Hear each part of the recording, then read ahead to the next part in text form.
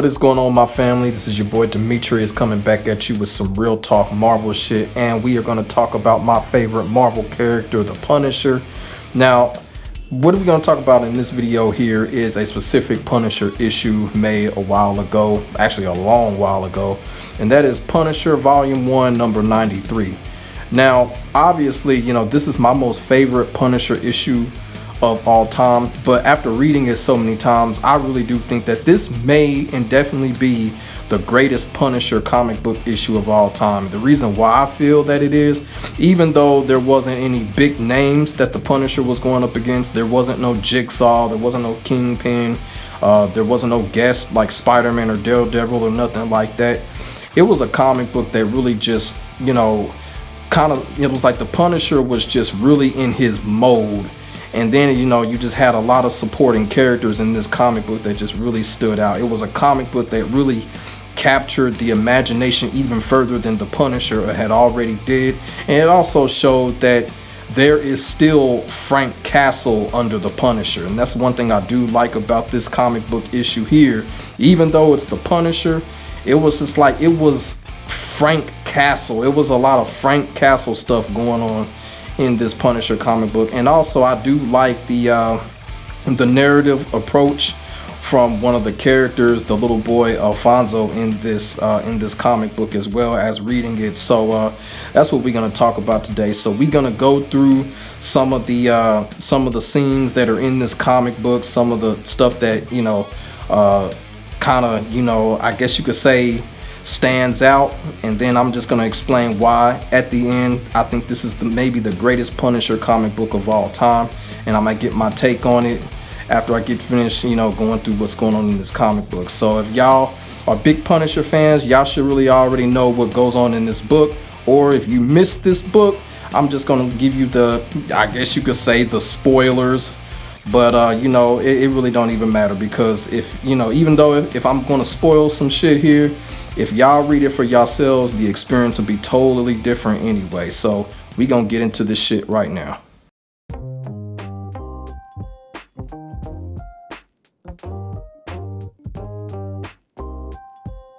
So the Punisher number 93 volume 1, the name of it is called Killing Streets.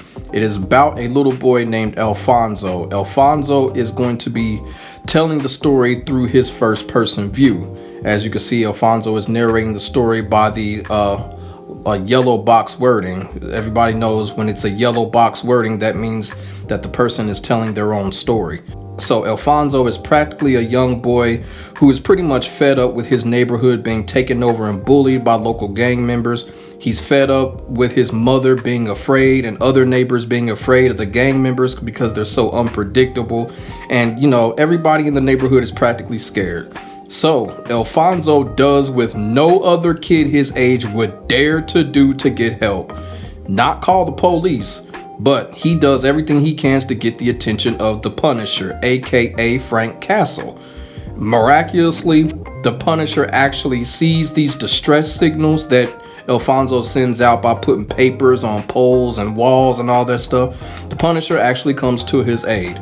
And basically, Alfonso gives him the, you know, gives him the 411 on what's going on in his neighborhood, and he basically tells the Punisher, look, I want you to punish these motherfuckers. And here you see Frank Castle, he just smirks at that, because you already know, because Frank Castle just remembers the situation that he used to be in by losing his family. So he's looking at it as a kid that is trying to save his neighborhood, doesn't want to lose the only family that he has. So Frank Castle is already, you know, he's already interested in this, because he knows that there's more people for him to punish, and he knows that there's people that is in need. And he actually relates to this little boy, because unlike the little boy, Frank Castle wasn't able to do anything to save his family pretty much. So, you know, I guess he looks at that like he can save this little boy from whatever crisis is going on in his neighborhood. And when Frank Castle made that smirk, that's how I knew this was going to be a classic issue here. But later on, basically Alfonso goes around the neighborhood, and as you can see right here, you know, the gang called the Razors are basically controlling the whole neighborhood, and people are still kind of scared, still trying to mind their own business. But the biggest twist of the story here is that A mysterious store owner comes into the neighborhood and he starts being vigilant. Alfonso believes that it was the Punisher. And to this day, I'm still kind of confused on if this was actually the Punisher or not, if he was actually in disguise or some shit like that. I guess we'll never know, but y'all hardcore Punisher fans, man, if y'all know if this was actually the Punisher or not, leave it in the comment section, because to this day, I'm still kind of confused about it. But that's what I like about it. I like the twist here because it made you think it was the Punisher. It probably was, probably wasn't. But this guy here, he's a store owner. And as I said, and as you can see, this guy here, this vigilant store owner, he comes in and starts whooping ass, which made you think also that this may have been the Punisher. He starts whooping ass. He ain't taking no shit from the gang. And basically Alfonso, as he says, he believed it was the Punisher. He believed everything was gonna be all right. So as you getting into the story, it made you believe more and more that it was the Punisher.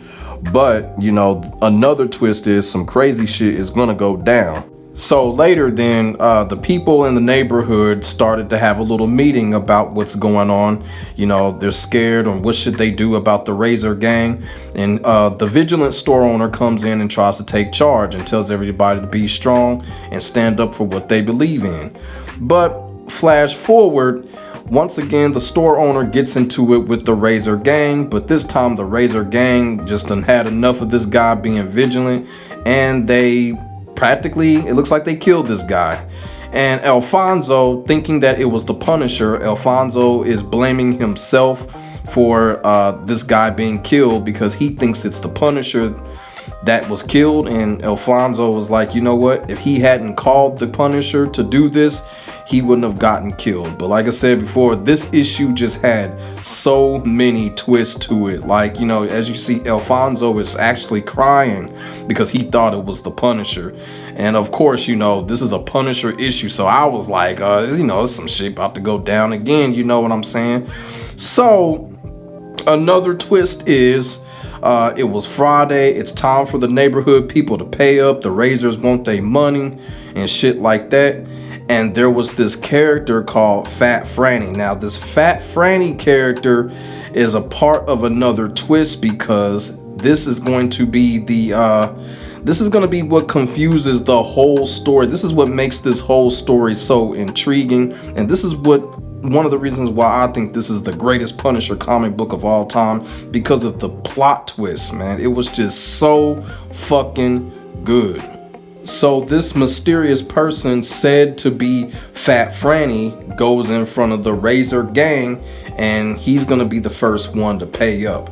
But little does the Razor Gang and Alfonso realizes that this guy here is not Fat Franny.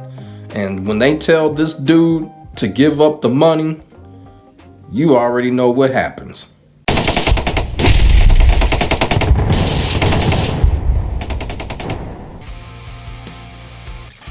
That's right, the Punisher, aka Frank Castle, was disguised as Fat Franny the whole entire time. Maybe not the whole time, but who knows. But he was definitely disguised as Fat Franny on this day. And Frank Castle opens up on the gang members, and he basically puts a bullet in each and every one of them, just like the Punisher knows how. But of course, you know, the Punisher, getting to the bottom of things, he already knows that it's not over. So he tells Alfonso, even though, I gotta say this, I have been saying that this little boy's name is Alfonso. His name is actually Gonzalo, but they only said his name once in the story. But so I'm thinking that's the reason why I couldn't really remember it. I don't know where I'll be getting Alfonso from. I've been saying Alfonso for all these years, so that's my bad. But you know, it is what it is. But it's still a great story. But it's not over yet. So the Punisher tells Alfonso to just to lay low, go be with his mom, and he's gonna finish the job, because the gang members had to pay other members that were part of some type of, you know, a bigger organization or some shit like that. And the Punisher does what he does best. He finishes them off, and he basically does what the little boy asked him to do. And that was one of the reasons why I think this is the greatest Punisher comic book of all time, because that right there just lets you know that Frank Castle does relate to people. Frank Castle is a people person, because in the stories, people kind of paint the Punisher as this cold-hearted ass motherfucker that just kills people, and you know, he's just out here doing shit just to be doing it. But he's really not. He's really a person that he does have feelings. He does care for other people, and he does kind of, you know, relate to other people, and he helps other people in need. So at the same time, even though we consider the Punisher as an anti-hero, this issue right here, this is another reason why I think this is the best Punisher comic book of all time.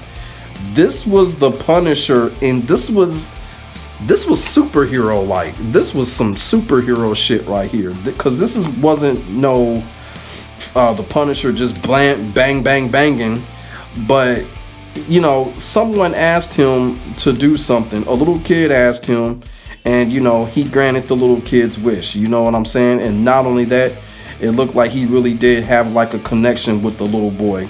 Like I said earlier, it's kind of like Frank Castle kind of seen this little boy in him a little bit, because of what he went through in his past that made him become the Punisher. And I have to tell you, this particular issue here, Punisher number 93, this issue here stamped it for me. This issue made the Punisher my favorite comic book character of all time. It was this issue right here. Like, before I read this issue and picked up this issue a long time ago, the Punisher was already my favorite, but after this issue, it was just a stamp. And another reason, one of my final reasons why I think that this is the greatest Punisher comic book of all time, is because of the impact that the Punisher left at the end of this book. The streets were safe, the neighborhood was cool, people weren't scared anymore. It was just like, it was a real heroic ending. And that's what I loved about this book. And it's just like, this book just makes me keep coming back to it. Read this book all the time, even though I got the little boy's name wrong, but I've been saying Alfonso for so many years, I just don't understand why.